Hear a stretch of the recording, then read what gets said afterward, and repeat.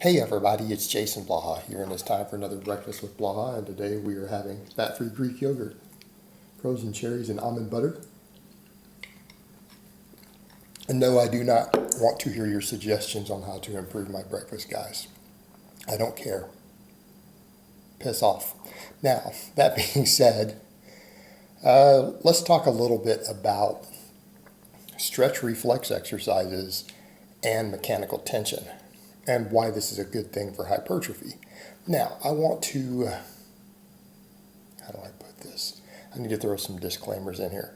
Yes, I seem to need to do this a lot because people completely misinterpret what I say. When I say something is a good tool, people then go, Blaha said this is the only tool that works, that this is the best thing in the world, that if you're stupid if you do anything else. No, we have different tools in our toolbox that are useful, and everything we do doesn't need to fit that. And I probably need to make that video about once a month too, explaining that because something's a good tool doesn't mean that we need to do it on every exercise, every rep, and everything that we do. Also, again, people will misinterpret it. Oh, Blaha is coping for his small arms because he doesn't do stretch position movements for them. That's why they're small. That's his excuse. It'll always be something crazy.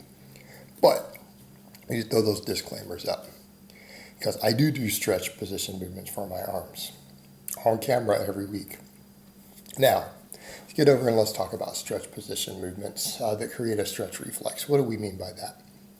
It's an exercise that takes a muscle to a point where it's mechanically disadvantaged in a stretched position. And when we do that, we get a stretch reflex or a myotatic reflex. Why is that beneficial? Because there's been data over the years, pretty old data even, that found when you get a stretch reflex on a muscle, that it actually contracts harder at the top. In other words, it causes a higher rate of motor unit recruitment on the way up, and even at the other end of the movement. So an example, an incline curl, stretch position movement for your biceps. You're stretched back, right? The bicep isn't in front, your arm is pulled back. It puts a stretch on it. You reach the bottom and then you come back up. Now to get a stretch reflex, you can't pause. Okay, that's one of the big caveats. When we pause, it reduces the stretch reflex. So in other words, we are stretching out of the bottom on a movement. And using that to create a response, right? We're immediately firing from that stretch position, and it creates, again, a myotatic reflex. So some easy examples: incline curls for biceps, perfect example. Certain tricep extensions. Anytime you get shoulder extension involved in a tricep movement to where that long head gets used, because the long head really only works from a stretch position. Like fully, it's capable of fully working. I'm not saying it doesn't work from elbow flexion, but it works more effectively from that other position due to shoulder extension. So certain types of tricep exercises will create this. Your pectorals flies, or even dumbbell presses. Dumbbell presses create a stretch reflex out of the bottom if you come down and immediately back up. If you take them to the full range of motion, and that is the key. To get a stretch reflex, we need a full range of motion. Now, some people will say, well, isn't there some data suggesting that in many exercises, not all, because there's cases of things like active insufficiency, where we do get more hypertrophy from a longer range of motion?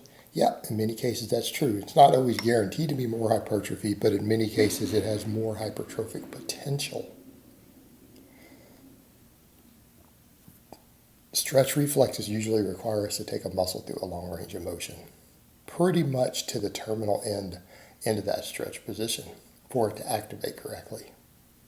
So again, you look at something like a dumbbell chest press. That's why it works the pec so effective. That's why dumbbells are known for being an easy way to build big pecs, because of the stretch reflex out of the bottom. The ability to take the pectoral into the deepest position possible and immediately reverse it. And if you don't do dumbbells that way, they actually are inferior to barbells. If you do them any other way, you'll get less chest growth than just doing a pause bench. You actually will.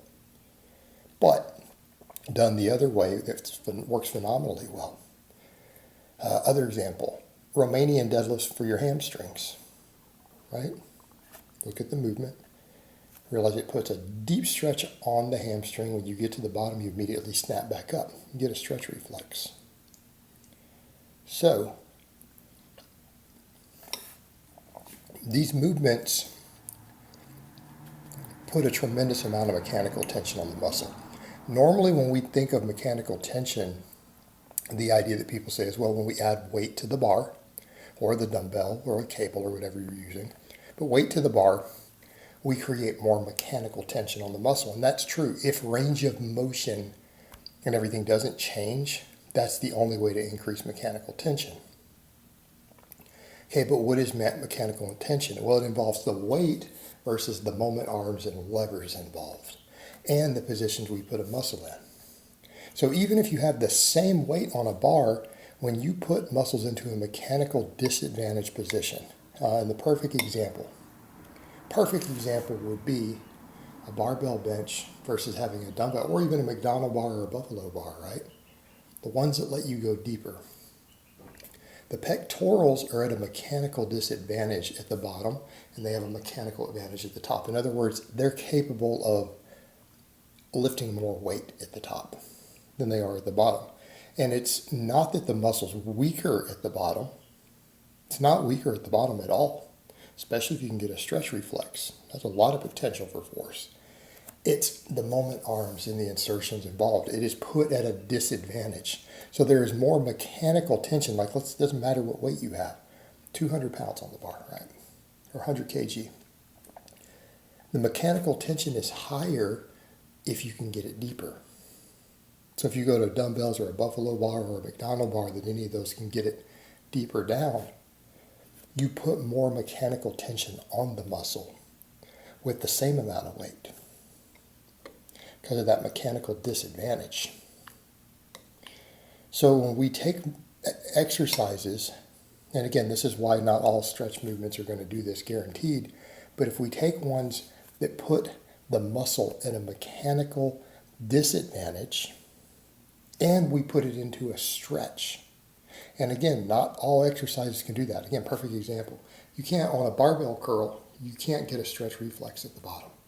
The elbow's locked because we're not stretched, right? We're up here instead of back here with the bicep being pulled differently. You cannot get that stretch.